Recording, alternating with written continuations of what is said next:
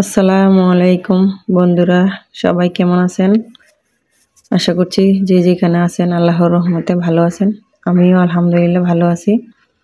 তো চলে আসলাম আজকে এই ডাইলের একটা চচ্চড়ি রেসিপি নিয়ে। তো সবসময় তো আমরা গোস্ত মাছ এগুলো খেয়ে থাকি, তো এরকম একটা রেসিপি আপনাদের সাথে শেয়ার করব। আমার সাথে থাকলে কিন্তু আপনারা দেখে নিতে পারবেন আর খুব সহজভাবে ডাল চচ্চড়ি রেসিপিটা করে খেয়ে নিতে পারবেন।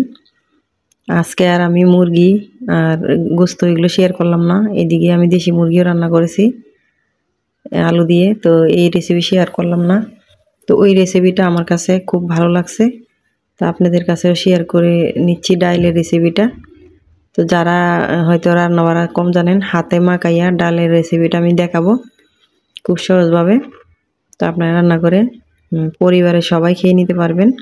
গোস্ত মাছের থেকেও অনেক মজার হয় ডালের চচ্চড়ি। তো এই যে রান্না শেষ, এটা শেয়ার করলাম না। তো চলুন ডালের রেসিপিতে যাওয়া যাক। এই যে ডালগুলো আমি এক বাটি ডাল ভিজিয়ে রেখেছিলাম 10-15 মিনিটের মতন, তারপর ধুয়ে নিয়েছি। আর এখানে পেঁয়াজ কুচি নিয়েছি 4টা, আর এখানে আদা রসুন জিরা বাটা মরিচ গুঁড়ো হলুদ গুঁড়ো। তো যখন আমি দেব তখন আপনাদেরকে বলে দিব কি কি দিছি এখানে। আর ডালগুলো আমি ধুয়ে নিয়েছিলাম, তা আমি আপনাদেরকে দেখানোর জন্য আবার একটু ধুয়ে নিলাম। তো এখন ধোয়া হয়ে গেছে, এখন আমি একটা পাইপ এনে দিয়ে দিব।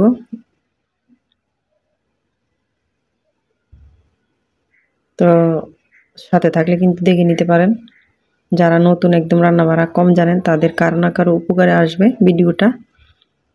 তো এখানে আমি দিয়ে দিচ্ছি পেঁয়াজ কুচি। পেঁয়াজটা আপনারা যত দিতে পারেন খুব মজার হয়। তো আমি এখানে এই বড় বড় সাইজের 4 থেকে 5টা পেঁয়াজ দেওয়া হয়েছে এখানে, এক বাটি আর কি। আর এখানে একটা রসুন দিয়েছি আমি, আস্ত রসুন। আর সাথে ধনিয়া পাতাটাও দিয়ে দিব আমি। ধনিয়া পাতা কিন্তু আমি লাস্টেও দিব, তো মাখানোর সময় দিলে কিন্তু ভালো ঘ্রাণ আসে। আর এখানে ফালি করা কাঁচামরিচ দিয়ে দিলাম 10-12টার মতন। যে যেরকম জাল খাবেন ওরকম দিবেন, যে যেরকম জাল খাবেন এরকম দেওয়ার চেষ্টা করবেন। আর দেশি টমেটোটা একটু বাড়িয়ে দিলে ডাল চচ্চড়িটা কিন্তু খেতে খুব মজা লাগে। তো এখানে আমি টমেটো দিয়ে দিচ্ছি 5-6টার মতন। তো আপনারা চাইলে আরও বেশি দিতে পারেন, ডালটা একটু বাড়ায় নিতে পারেন। তো এখানে আমি দিয়ে দিলাম টমেটোগুলো। সত্যি বলতেছি, এই রান্নাটা আপনারা একবার হলেও খেয়ে দেখতে পারেন, খুব ভালো লাগে গরম ভাতের সাথে খেতে। আর এই যে এখানে আমি এখন মরিচ গুঁড়ো হলুদ গুঁড়ো যা যা লাগবে সব দিয়ে দিব। এই যে এখানে আমি 1 চামচ মরিচ 1 চামচ হলুদ আর আদা রসুন বাটা দিয়ে দিলাম, জিরা বাটা একটু সাথে।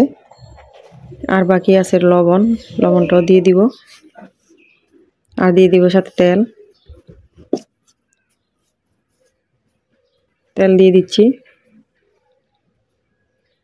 তেলটা একটু বেশি দেওয়ার চেষ্টা করবেন, যেহেতু এটা শুকনা হবে, চটচটি হবে। তো এই যে লবণ দিয়ে দিলাম স্বাদ মতন। লবণ দিয়ে ভালো করে হাতে মেখে নিচ্ছি। এভাবে হাতে মেখে আপনারা শর্টকাট রান্না করে নিতে পারেন, পারলে 10 মিনিট রেখেও দিতে পারেন। তো আমি পানি দিয়ে 10 মিনিটের জন্য আবারও রেখে দিব।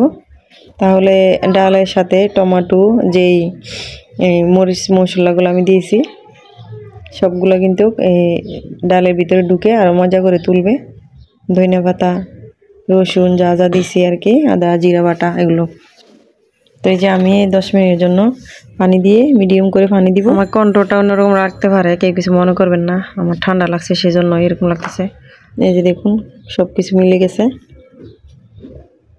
এই যে আমি এখন 1 মগ পরিমাণ পানি দিব। পানিটা বেশি দেওয়া যাবে না, যেহেতু চচ্চড়ি আপনারা যদি ভুনা খেতে চান তাহলে পানিটা আরেকটু দিতে পারেন। তো এই যে দেখুন আমি এরকম পানি দিছি। ঢেকে রেখে দিব 10 মিনিটের জন্য।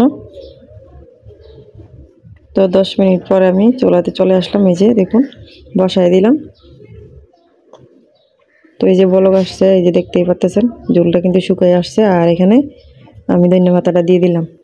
তো এইভাবে করে কিন্তু আপনারা রান্না করে খেয়ে নিতে পারেন গরম ভাতের সাথে, কোনো গোস্ত মাছ কিছুই লাগবে না। তো দেশি টমেটো টক টক লাগবে খেতে। ধনিয়া পাতা দিয়ে দিলাম আমি আবার। তো এই যে দেখুন চুলা অফ করে দিলাম। কত সুন্দর হয়েছে সব কিছু মিলাইয়া। গরম ভাত দিয়ে খেয়ে নেবেন। তো ভিডিওটা যদি দেখে ভালো লাগে একটা লাইক দিয়ে দিবেন, আর পুরো ভাইয়ারা বেশি ভালো লাগলে শেয়ার করে দিতে পারেন। তো আমার ভিডিওটা ধৈর্য সহকারে দেখার জন্য অনেক অনেক ধন্যবাদ আপনাদেরকে। এই যে দেখুন ডাল কিনে সিদ্ধ হয়ে গেছে। তো আর কি বলবো, সবাই ভালো থাকবেন, সুস্থ থাকবেন। আল্লাহ হাফেজ।